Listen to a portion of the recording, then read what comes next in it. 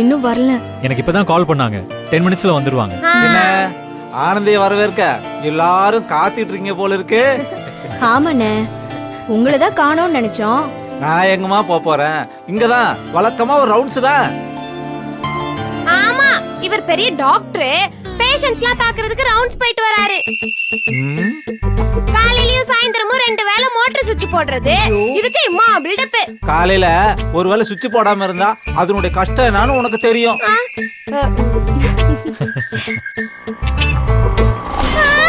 வந்துட்டாங்க. ஆனந்தி அன்பனனும் வந்துட்டாங்க.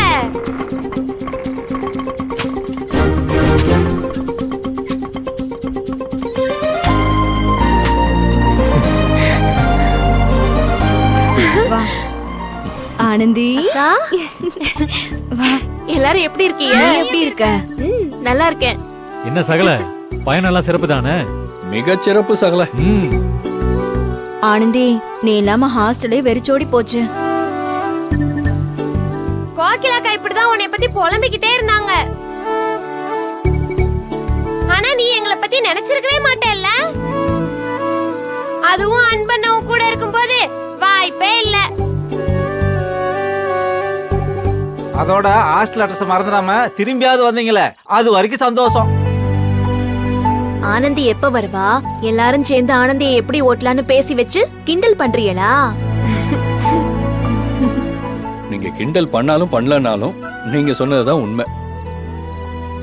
உங்களெல்லாம் நினைச்சு பார்க்க கூட ஆனந்திக்கு அங்க நேரமே இல்ல. கூட இருந்த என்னையே கண்டுக்கலையே. ஃபுல்லா நந்தினி கூட தான் கூட்டு. என்னங்க பேசுறிய? உங்களை பத்தி நான் சொல்லவா? எனக்காச்சும் நந்தினி மட்டும்தான். இவருக்கு மகேஷ் சாரு, சூர்யா சார்னு பலமான கூட்டு. இவரு என்னைய சொல்றாரு. நீங்க பேசுறதெல்லாம் பார்த்தா திருவிழா களை கட்டி இருக்கும் போல இருக்கு. களை கட்டல சகல, கலவரமே நடந்து போச்சு. தெரியும் தெரியும், முத்தண்ணே எல்லாத்தையும் சொன்னுச்சு.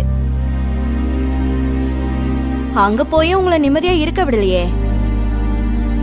ஏற்காடுக்கு போனப்போ அப்படிதான், பிரச்சனைக்கு மேல பிரச்சனையா வந்துச்சு. அந்த ரகுவை பார்த்துட்டு அன்பு அருவாளோட வெட்ட போய் போலீஸ் ஸ்டேஷன் வரைக்கும் போக வேண்டியதா போச்சு.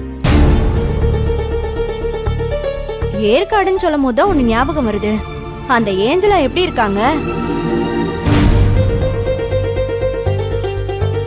பாவம், படகு சவாரி போகும்போது வலிப்பு வந்து கஷ்டப்பட்டாங்க. வியூ பாயிண்ட் போகும்போதும் கீழே விழுந்திருப்பாங்க. நல்ல வேலை ஆனந்தி காப்பாத்திட்டா. அன்னைக்கு அவங்க கையில கூட ஏதோ அடிபட்டுச்சே, இப்ப எப்படி இருக்காங்க? அவளுக்கு என்ன, அதெல்லாம் சரியாயி நல்லா தான் இருப்பா. ஐயோ, திருப்பி அது துளசி நினைச்சு பேசுறாரே. நல்லா இருப்பாங்களா? உங்களுக்கு எப்படி தெரியும்? அது ஏற்காடு கோஆர்டினேட்டர் சிவா கிட்ட போன் பண்ணி விசாரிச்சேன். அவர் தான் சொன்னார். ஆனா ஒண்ணு, ஊர்ல தப்பு பண்ணவங்க மாட்டிக்கிட்டாங்க. ஏற்காடுல தப்பு பண்ணவங்க மாட்டாமலா போயிடுவாங்க? கண்டிப்பா மாட்டுவாங்க. நீங்க யார சொல்றீங்க? அது இவரு ரகுவ சொல்றாரு.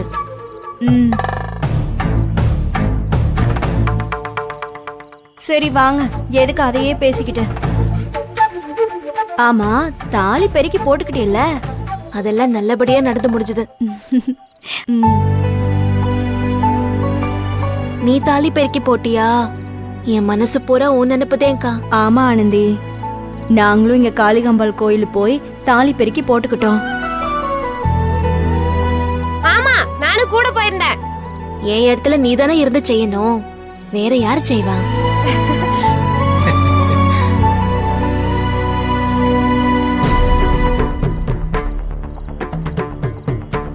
ஆனந்தி, நீ என்ன புள்ள மஞ்ச கயிறு இன்னும் கழுத்திலேயே போட்டுட்டு இருக்க? இதுவா, இது தாலி பெருக்கி போடும்போது கட்டின கயிறு. பாத்தியா, அன்பு கட்டின கயிறை அவுக்க மனசு இல்லாம அப்படியே வச்சிருக்க ஆனந்தி. நீதான் கழட்டி போட்டுட்ட. இல்ல மாமா, கோயில்ல அம்மன் கழுத்துல இருந்த கயிறு, அது கழுத்துல இருந்தா